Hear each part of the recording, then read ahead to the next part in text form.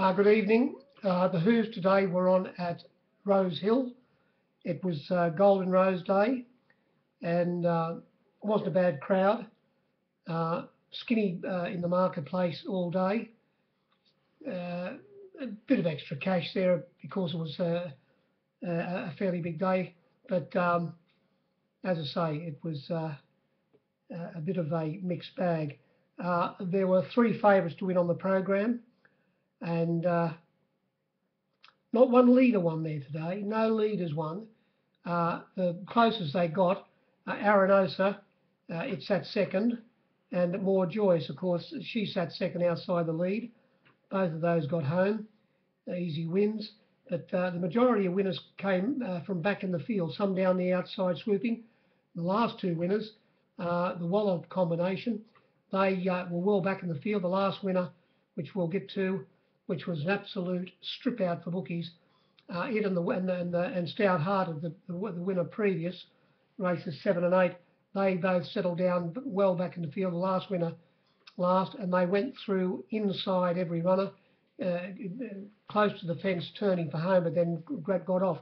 The rail today was in the 2 metre out position. The track was good, and the wind was from the southeast, which possibly could have been against a little bit against the leaders down the back, but I don't think it had any effect in the distance races.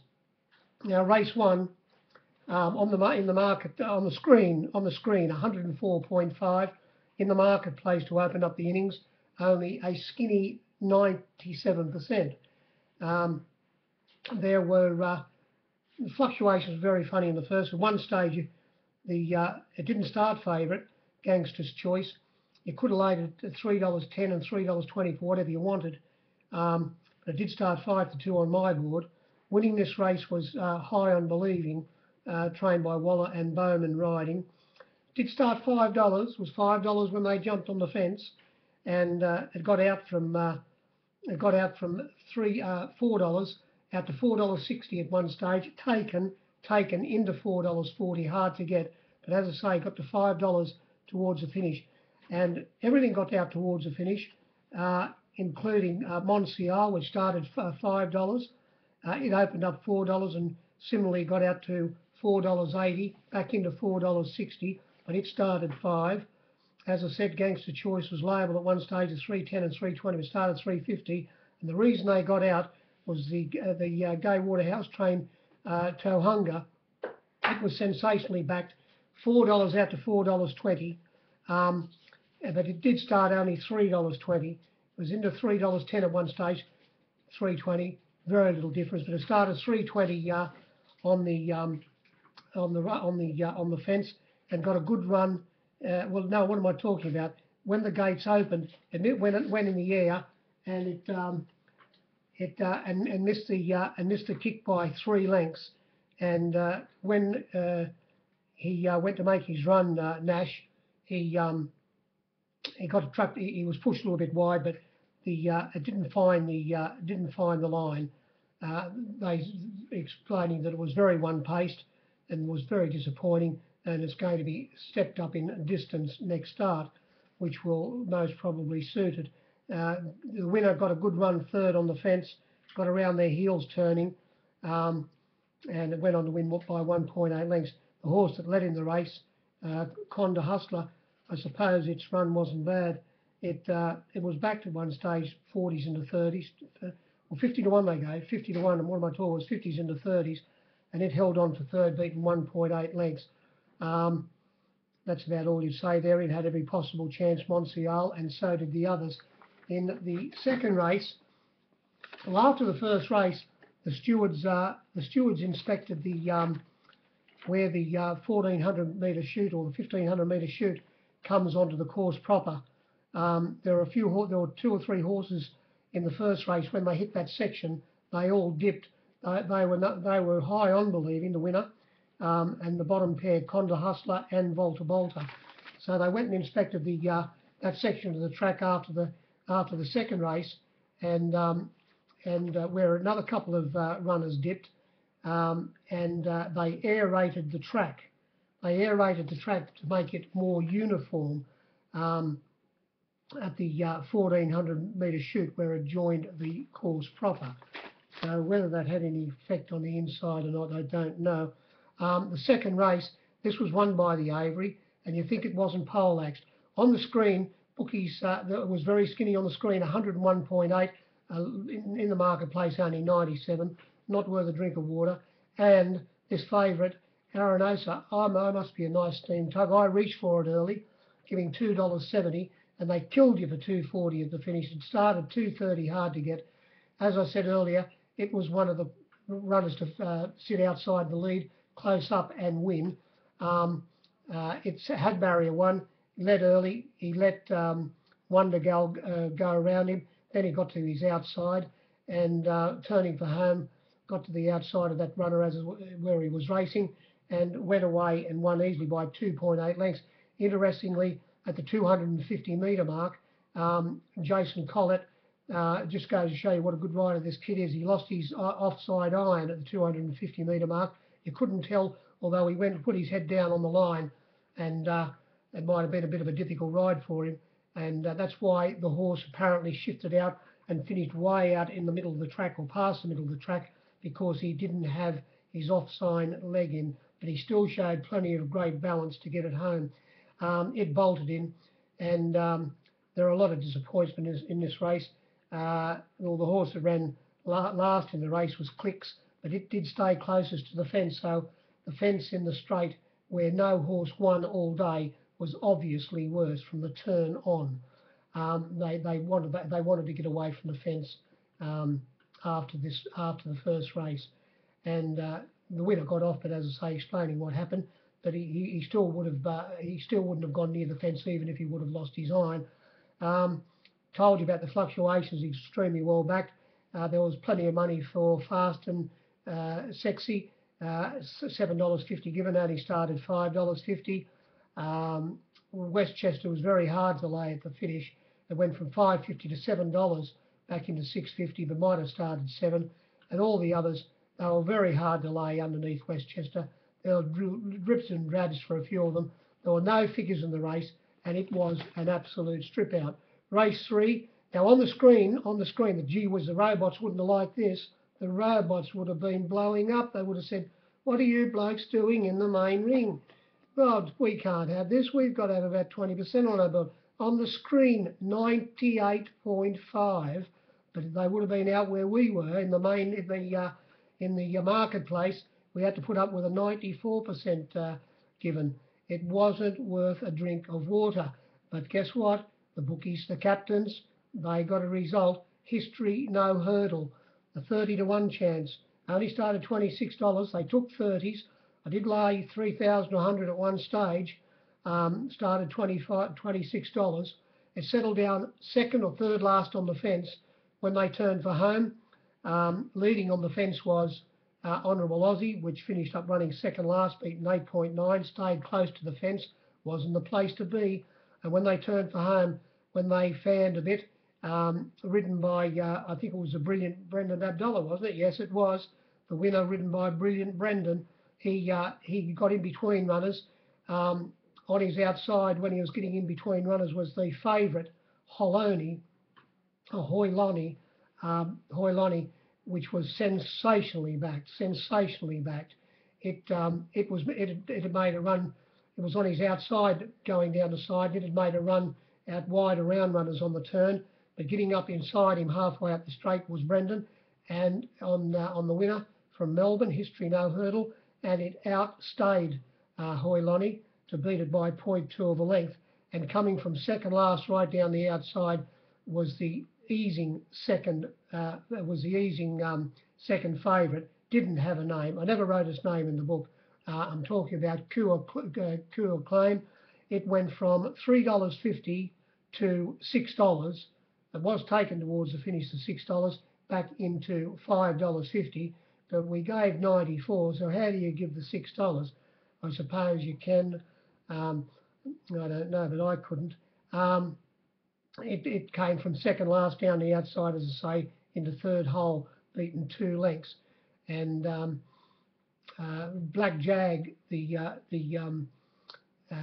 stablemate of the favourite Hoi Lonnie. It had every possible chance, sitting third, looking at the two leaders who ran along, Honourable Aussie and Kalua, the bottom weight, who's fairly limited. But Black Jag, and he plugged away, held on for fourth hole, beaten 2.3. Holoney, it was Hoi Lonnie, very, very well backed. Went up $3.20, got to $3.80. No, what am I talking about? It might be in the flux, but it was $4 on the fence, $4 on the fence, Hoi Lonnie. But it did start $2.80, extremely well back. You might have fluke getting $2.90 at the finish, but they absolutely labelled it, and they weren't far wrong. But that's all you've got to be, not to get the chocolates, not far wrong or not too far right. I'm not too far wrong, but they didn't. That's not enough to get paid by. It went down by that short margin. Race 4 on the screen, 103.8 in the marketplace, a neat 100, and this was a funny betting race. There were some runners here that didn't have names. Well, the fluctuations were Tullamore was $26 into 20. It was backed. Fast Clip, very hard to lay. Pulled up with the thumps. It was. It had the old thumpity bumps when it pulled up. Poor old Fast Clip. They say it didn't look real good in the coat. It went from 7 to 2 to 11 to 2. Centennial Park, one of the fit runners in the race, having every possible chance, sat back in last position, but it couldn't run on. It was $5 into $4.40 at one stage, back to $4.60. Dystopia, very hard to lay. Figures were skinny. $3.20, 9 to 4 to $4.60. Fairly hard to lay. Fat Al, I reached for Fat Al, and it was $3.20 or even $3 it went up. I didn't want to miss it. I gave $4.60 and $4.40. Did start only $3.80 on my board and on the fence. Might have been returned short of SP. And it went straight to the lead, Fat Al. And it ran much better than its barrier trial suggested it would.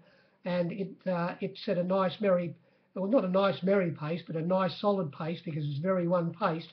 And fights on with Fast Clip, who did a little bit of work to get up on its outside after they'd gone a few furlongs, or two or three furlongs. And it dropped off, as we said. Fast Clip had the thumpity bumpies, and Fat Al led, and it fought on very well. But in the 1-1 position was the winner, Ambidexter, who opened up $7, got out to 8, which was taken, and it was a bit hard to get the $7 at the death, and he cruised up to him at the furlong pole, Clever Karen, and it looked like he was going to go ahead. When he joined him, Karen didn't go for him, knew he had him covered, but he wasn't expecting Fat Al to fight on as good as he did, which he did, but Karen was always going to beat him, even though the announcer, and I suppose it did look like for 1 or 2 strides that Fat Al could have come along on the inside and beat him, but he was never going to. Ambidexter held him to beat him by 0.2 of a length. Levi's Choice, there was a bit of money, 150, 100s out of 150s back to 90s, and the bottom one was layable Waterford Hill at $31. No good, especially you couldn't lay Fast Clip. There's about 15% of the market out of the way straight away. I couldn't find it. Anyway, that was about the race. They raced in pairs, and the first 2, they got right away from the others. It was 5.5 lengths away to the 4th horse, Dystopia, who was on the inside. I suppose not the place to be. Race 5 on the screen, 105.8, and in the marketplace, 104. Well, she's fairly good, this mare, Moy Joyous. They, I don't know what they might have run the first 600 in 37 or whatever, but I know they came home in 33.10. She's only won by a length and a half, and leading was Miss Marks, and More Joy sitting on her outside. And Miss Marks has run a really good race, but did get a soft time up in front, that easy first 600 and the sprint home. But that's what she'll do to you all the time. She'll More Joyous. Doesn't matter how fast you want to go. She can run fast if you want to at the beginning of the race, but she's got the turn of foot when Nash goes for her, and she'll go as slow as you want as well, and she's got the turn of foot to out sprint you. So it doesn't look impressive, but that's what she'll do to you every time. they're great horses those sort of runners win races all the time. And more joyous, well, bookies let you lay $1.18 on, and they let you lay 11 to 2 on, and it started that price on the fence. General quote was $1.16, and $1.16 could have been laid on, but if you gave $1.18, as I say, I did start it, but it was laid on. And she sat outside the lead, as I say, and she's a bonny mare, and she was too good. And Miss Marks held on for second, and running third was Streamer, who had barrier 1 and sat in behind the leader on the fence. So its run was most probably good. It looks like it's come back all right as well. Race 6. Now on the screen we said 104.1 in the marketplace, only 97%, and this race was the Golden Rose, and coming from last and second last were the Peter Snowden pair, Epaulette, who sat on the outside of us, drew on the inside of Albrecht. Albrecht had the outside alley, and when they jumped, it was eased by Kerrin to the tail of the field and straight across to the fence, which could have been his undoing, because he got onto heels of runners about the 800 metre mark, and when he was trying to get clear, he had a bit of a bump with Shame Express, the horse from Melbourne, who's going back to Melbourne and didn't handle this way of going.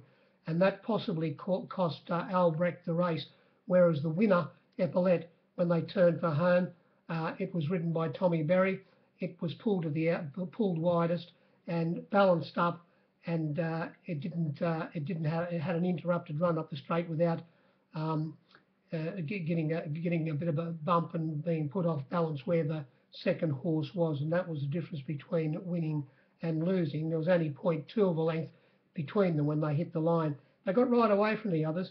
Running third was Ashakan, who sat in behind the leader on the fence, but it was 2.5 lengths away in that position. It was a fairly fast run, Golden Rose. Doubtfully, who I thought would lead, it went straight to the lead from barrier 4. Sitting on its outside was Your Song, and got along. The rider, Peter, proper Peter Rosehill, of course, he said that she did say that he did spend a bit of petrol going quick on her, but she didn't run out the 1400, went keenly and hung out under pressure in the straight.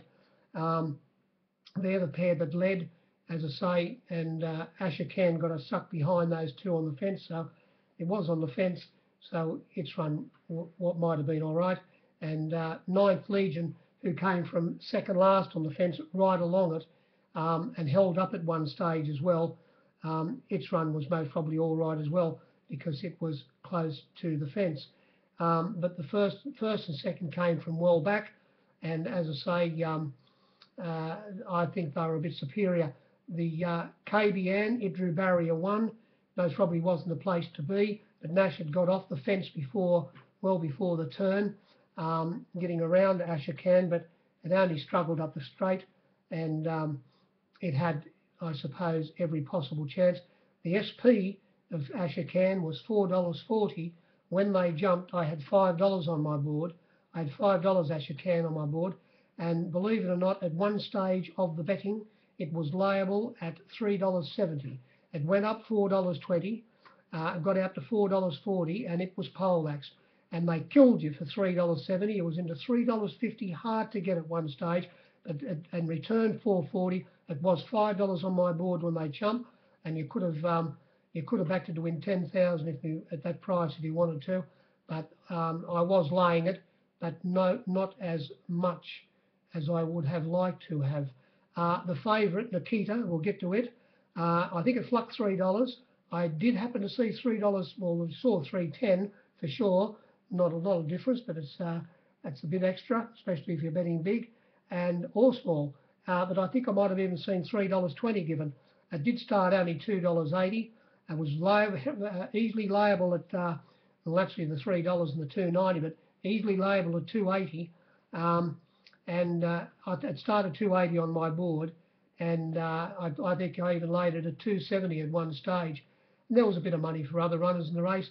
Epaulette, they took 13 at one stage, but did start that price. Amarino was 50s to 40s. Your Song, they took $9, started $7.50. KBN, I've already told you there, but it started $5. Ninth Legion, you could lay it at 15. Albrecht, they took 11. It was a bit hard to lay, although it was labelled at one stage Albrecht, Ashokan, I should say, at $51. Shane Express, you had to go 18 to lay it. Doubtfully 61, and I've told you about the Fave. 320 given, but you could lay it for whatever you wanted at $2.80, and she had every possible chance. She came across from a rally, barrier 6, and got into the 1-1. Christian Reith unfortunately copped a little holiday when he slotted in. It caused a little bit of a check to one of the runners he was crossing, which went back onto another runner, and they lost a bit of ground. He's copped a holiday, but she got into that position, and she travelled well to the turn when he pulled her out. Unfortunately, the filly wasn't good enough, and well, we all know now. I did say she was full bore last start. You know, she beat a team of trotters, admittedly in a hand canter. The first start at Warwick Farm, it was Warwick Farm, and then they might have been real fit, and she got a good run in the right section of the track last start at Warwick Farm. But it's easy now. But well, you know, I did mark her a lot longer than she started, but every fool has got to be right sometimes. Doesn't matter who you are. And that race, I must admit, was a result for the captains. Now, race 7, a bit of a query here about the SP, about the winner. Stout Hearted, they returned at $4.80. Gee whiz, if you had $4.80 up in the last, it's a long time in a race course, last 30 seconds of betting, last minute of betting. Gee whiz, that's a lot longer time. But in the last, 45 seconds to 30 seconds of betting in the on this race, if you had $4.60 up, you were how much for it? And it was returned $4.80. So I can't work that out. The boys must have gone to watch the race a little bit earlier than before, and it went off late. Anyway, it's at Stout Hearted won this race. $5.50 was given on the fence, and going back to the percentage, what happened in the ring, on the screen 102.6, but in the marketplace only a skinny 101. And let me have a look. No, there were 2 or 3 runners that were unlayable, and they didn't have a price at all. Voice Commander 200, more Merge Elisa Lass $151, and the bottom one, although I was 200s when they jumped, Tigress Lily, and I got something out of it, but well, there's only 1 and a bit. There's only 1.5%. But so, what am I talking about? This race, but every other runner in the race, bar those 3, were layable. The winner, Stout Hearted, it settled down in second last position, and he was always travelling, coming down the side. He was on the back of Crafty Irma, who finished up running second, and when it got off the fence to find better ground, Schofield, Father Schofield that is, was held up, losing his momentum just for a couple of strides, but then when Crafty Irma presented the run, he was able to go, he was travelling too well. You could see before the turn, if I would have been the judge or betting in the run, I would have laid you, I must admit, it sounds crazy, but I would have laid you evens on before the turn. There was, it was travelling so well, and it just slid inside runners after the leaders. Now, the leaders in this race were leading on the fence early in the piece was Voice Commander holding the Avery out, which was Strawberry Boy, and he let it go, terrific Tommy Berry. About the 800 metre mark, or a little bit before, it was starting to get a stitch, Boys Commander, and he let Strawberry Boy slide.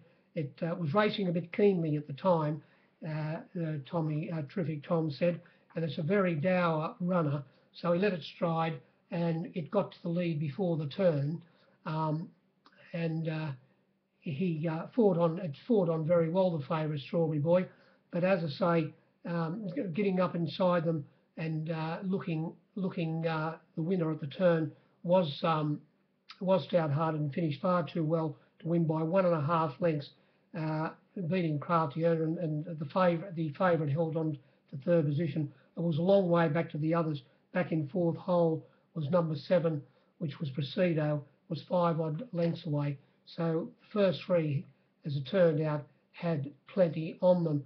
And the betting in this race, as I say, the Verminator, well, they took $9.50. Fumicino was even backed at $101 given, and he started 7. Einstein, they took 30.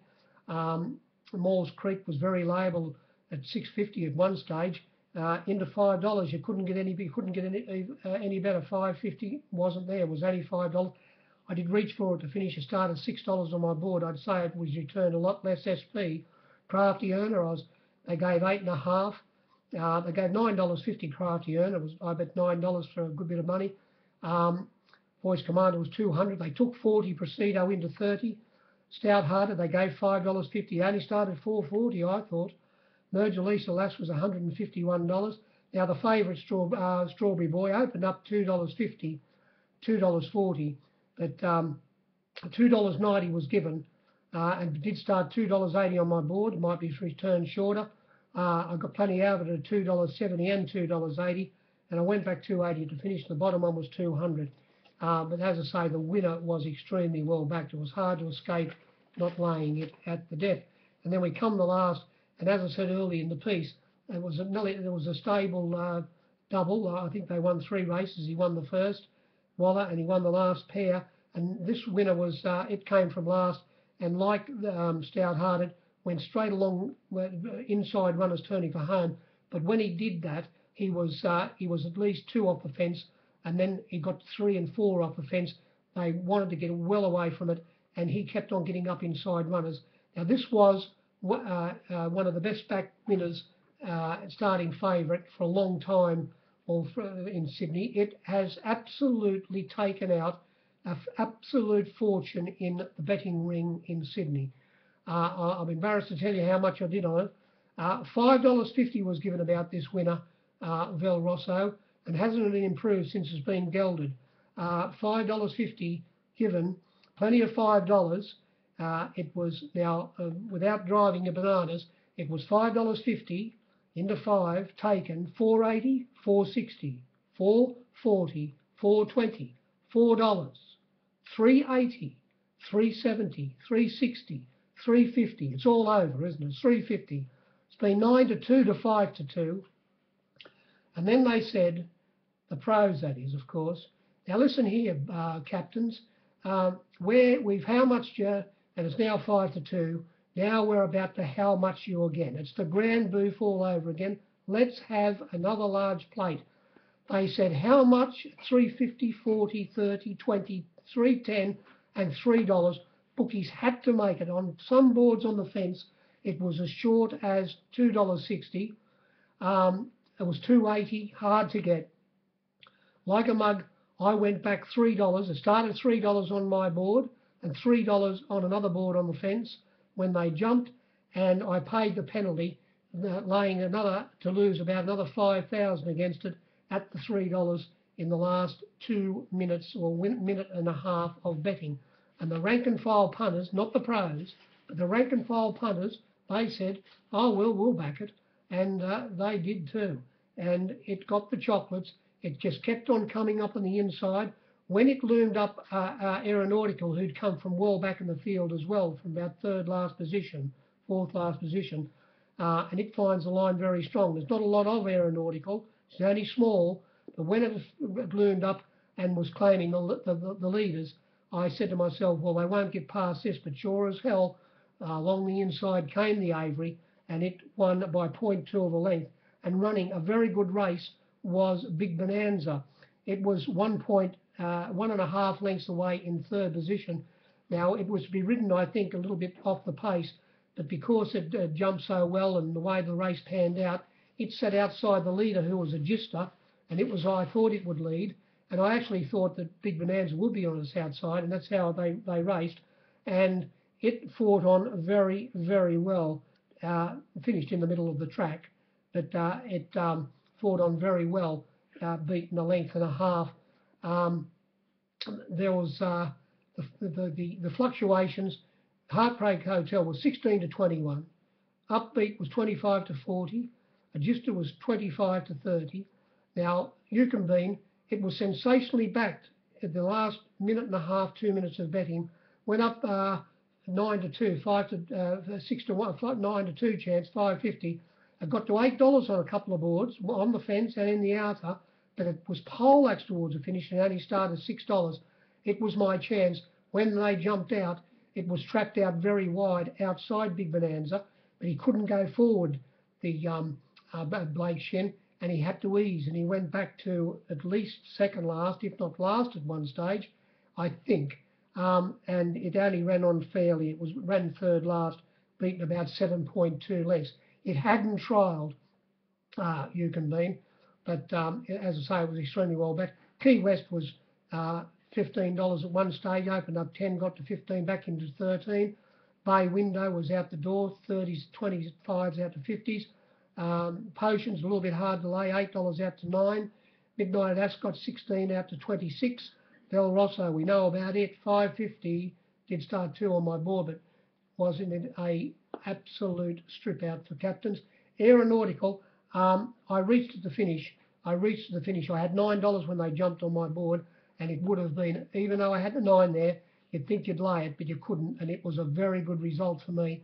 Scratch the next one, Mediva Gold, and the prices of the bottom runners were DeBell, 25 to 50. Big Bonanza, 30 out to into $21. Extra Seed was 26 to 41. Prince Brayman was 60 out to 151, back to 101. And Long Rain, $13 given early, did start only $11. Was into $9 at one stage, but got out back out to $11. If you had a lead coming to the last, bookmaking wise, or you gave at least whatever you wanted to give back in the last. And if you were behind coming to the last and you're a captain, well, there was no escape. They pinned you to the ground and put the final nail in the coffin if you were losing, unless you went for it, which was very hard to do. That's about all I'd say. Good luck. Newcastle's on during the week. As I said earlier on, the rail will be back in the normal position. Leaders will most probably have an absolute picnic up at Newcastle. So when you do the form, keep that in mind. Good evening.